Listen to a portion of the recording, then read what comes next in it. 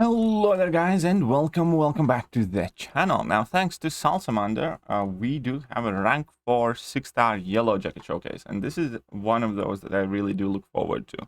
I do think Yellowjacket's buff is somewhat underrated, and whenever I look at Yellowjacket's kit, I kind of always think of if only what could have been kind of situation. If his damage would have been slightly better, I have zero doubt that there would be tons of people ranking up Yellowjacket and benefiting from that impressive utility kit in between passive heal mitigation and reversal, in between power stings, petrifies, huge energy and physical resistance, and everything else that the guy has, slow and heavies and stuff like that. But he still is, in my opinion, very viable and very good champion. Champion that I have taken to rank 3 myself as well. And let's see how he gets on. So this is a fight against Electro, and one of the coolest things about Yellowjacket, again, as I mentioned, is he has massive physical and energy resistance. And therefore Yellowjacket takes very little damage back from Electro. And obviously, also, he does have very potent regeneration, mitigation and prevention, and this is a 1% regeneration Yellowjacket. And as we can see here, clearly Yellowjacket absolutely shreds this Electro and reverses that regeneration, and absolutely nukes down that Electro here. Right, now we can take a look at Yellowjacket against 6.33 Havoc boss. So this Havoc boss was the boss that we had to deal with using Dr. Octopus in latest Arena challenges. Let's take a look at how exactly Yellowjacket will handle this fight. You can't reduce its ability accuracy and all of that other stuff. And unlike many other champions that you would typically use against Havoc, Yellowjacket does not have an armor buff. That means you do need to be careful of the detonation that might occur and the damage you take from that, even though the damage should still be mitigated, again, thanks to all of the resistances. So here we can see that he's building up to probably level 3, actually, I think, in this fight. We'll see. One thing that you do not want Havoc to do against you is use his level 1, because that level 1 is just, the beginning of all the problems, typically. The typical kind of way how to deal with Havoc, if you're not using a champion that has an active armor buff, it is to bait as many heavy attacks as you can and push him always to level 2, ideally. Now we can see the level 3 here, and level 3 is where the big difference of signature ability comes in, because if your Yellowjacket is Sig 200, then that power sting is permanent for rest of the fight. The lower your Sig, the more chance after each use for that power sting is to fall off. However, again, as I mentioned, if your Yellowjacket is Sig 200, that power sting is going to be there for the rest of the entire fight. And here we can see, again, Yellowjacket's physical and energy resistance here is coming well into play by letting him actually heal pretty much as much damage as you would take from those detonations. And here we can see every time Havoc uses a special attack, he obviously gets power stung. And here we have Yellowjacket once again just at a full health. Havoc is still quite healthy, but so is Yellowjacket, and Yellowjacket is winning this fight. So let's see him going for the level 2 here. Level 2 is going to inflict Petrify, which is obviously going to help to deal with that passive power gain Havoc has. So you can be more aggressive, and you can not worry about Havoc having to throw special attacks constantly, for instance. And again, still, every time that Havoc does use a special attack, he gets a fairly potent power sting, which is like for 15k here. And this is a very controlled fight that's actually quite interesting in terms of its interactions and damage mitigation and everything else. Here we can see that you do enter your nuclear meltdown, and then you do damage every time contact is made, and you reset back to 50 charges, but those 50 charges obviously are quickly improved. Yellowjacket's still at 70% health, and Havoc's at 42. So this is not the quickest takedown, but it does look very kind of safe and comfortable. And again, that Havoc just keeps throwing his special attacks, and that level 3 power gain is just putting in his work. But you push that Havoc again to level 2, another 15k plus damage. Very easy, very neat. Again, 15,800 damage. Sweet. Gets reapplied. Havoc's down to 20% health. Again, quickly gets pushed up to level 2 because of Aspect of Evolution. He goes for a level 2 of his own, so last 13%. He needs to land a few hits to push him to that level 2 again. Very solid. And yeah, I wasn't entirely sure how this fight is going to look like, but I liked it. I liked pretty much everything about that. And that level 3 power gain is level 3 power sting is definitely put in some work. Okay, so we have Yellowjacket against 716 Footloose SheHulk. And the reason why, obviously, Yellowjacket can work against Footloose is primarily because of his slow debuff on his heavy attack. It's not the longest slow. There are some champions like SheHulk herself and a couple others that have better and or longer access to slows. But it can easily get the job done. As we can see here, he pushed her to level 2 with heavy attack. And that was pretty much all she wrote. So here he's going to go for a level 3, again just to apply that permanent power sting. So whenever SheHulk uses a special attack from this point forward, she is going to be taking power sting damage. And again, unfortunately, this is that, you know, a core aspect in longer fights in Yellowjacket's kit that does help him, you know, with damage and make those fights, you know, more manageable. But that has to come with Sig 200. If Yellowjacket is not Sig 200, there is a chance that that power sting is going to drop off sooner rather than later. The lower signature level you have, the more chance that power sting has not to reapply. And it's a very important kind of distinction in between Sig 200 Yellowjacket and Sig 100 Yellowjacket, for instance. I kind of wish that that ability wasn't as tied to the signature level as it is, but nonetheless, if you do like Yellowjacket and if you do have him high Sig, then you can definitely put in plenty of work. As we can see here, 23k power sting, SheHulk goes down. Yellowjacket versus Act 7 Doom, showcasing tankiness versus unblockable special attacks. That's another ability that a lot of people quite often do forget about. That Yellowjacket does have very, very significant damage mitigation against unblockable special attacks, like Dr. Doom's. Obviously, that, combined with his already massive physical and energy resistance, can make Yellowjacket a bit of a tank, especially in certain matchups and certain situations. So let's see exactly how it's going to look like. So this is 48,000 Dr. Doom. And he's just going to keep eating those level 1s, and we can see that those do not really do anything.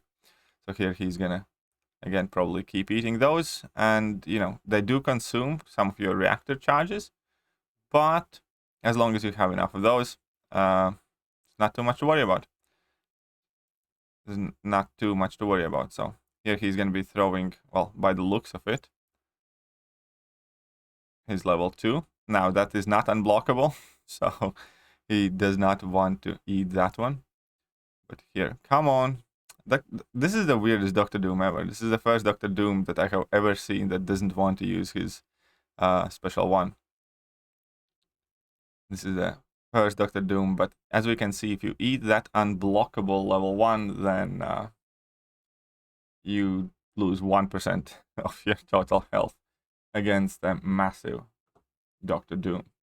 Right, and now again, you know, he could have fought this fight obviously better. He's eating those special attacks on purpose, but he's still going back to using his level 3. After that, not only he will only take like 1% damage against any unblockable level 1, for instance, but also, oh, this is actually very cool. No, this is really cool, because this is that lane where the node consumes a debuff and then reapplies that end weight. But since it's a guaranteed chance for power sting to reapply itself, you basically don't need any other debuffs. Man, this is really, really cool. This could make a separate video in its own. It's actually very clever, funny, tanky interaction where you do not need to worry about that. Man, it is well funny. It is well funny because, yeah, that end weight is never going to expire. and Dr. Doom is not going to gain any power through combat for the rest of this fight, which is funny. It's very funny. As we can see, every time that Enderweight would expire, it consumes the Power Sting. But since Power Sting has 100% chance to reapply itself, it will just indefinitely carry on reapplying itself. And man, it's awesome. I love that. I absolutely love that. He could probably just spam heavy attacks in corner. And that's kind of it. He can probably just spam heavy attacks in corner and be done with it. Because yeah, that Enderweight's always going to be there, so Doom will never gain any power via combat, and only thing he has to do is do not trigger that buffet node or whatever, and be done with it. And if he does trigger the buffet node, if Dr. Doom obviously does use his level 1 again, that level 1 does absolutely no damage, and he still takes the Power Sting damage, and it's so awesome. I didn't know that a simple thing like that could make me this happy. But this is one of the coolest interactions that I have seen recently. This is definitely one of the coolest interactions that I have seen. Because it's just indefinite Enderweight. And that lane was such a pain in the ass as well. Because, you know, there were only very specific science champions do this lane well. I remember like pushing through with like Void and Mr. Fantastic, and it was a very frustrating experience. Now this makes it fun. This makes it genuinely enjoyable. Oh, I absolutely love that. That's awesome. That's absolutely amazing. That indefinite Enderweight. Now we have Red Hulk, and this is meant to showcase the massive energy resistance. This is 6.33 Red Hulk. And well, here we can see that you start the entire fight with a massive Incinerate. However, that Incinerate's only dealing 73 damage per tick. Now, normally, this Incinerate would be dealing way more damage, and you basically need an Incinerate immune champion. However, Yellowjacket actually benefits from that Incinerate, and as we can see here, he's healing more than the damage he's taking from it.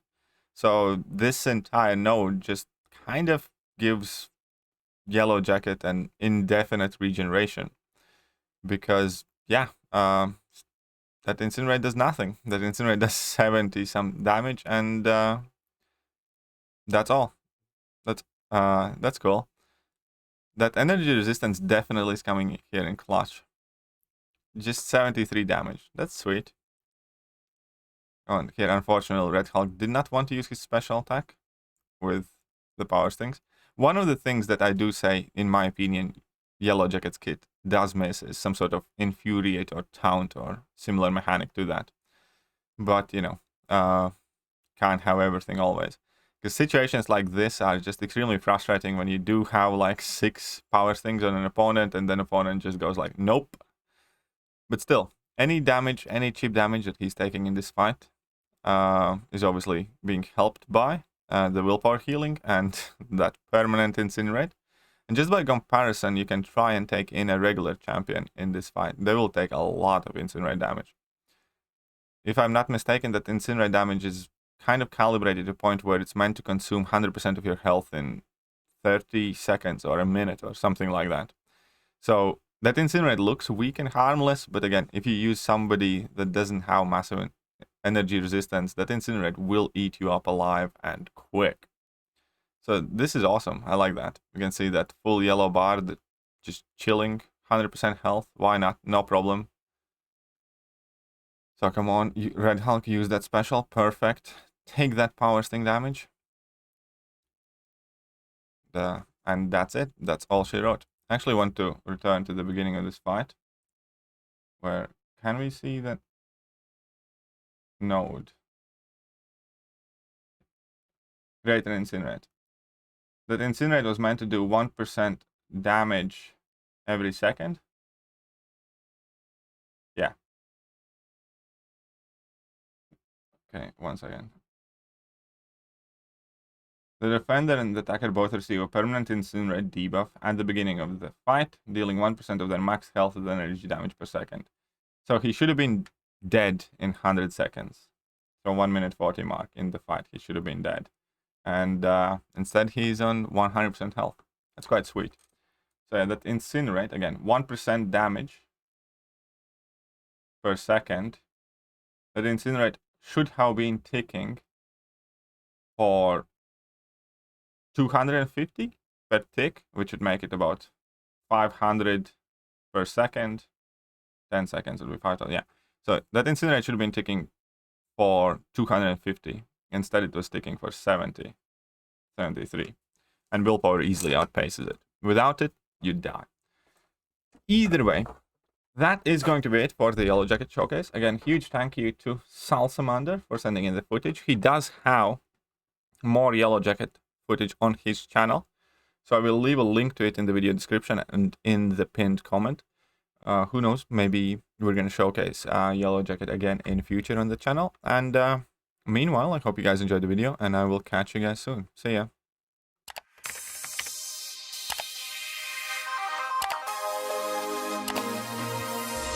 Hello there guys, and welcome back to the channel. So we have all the information about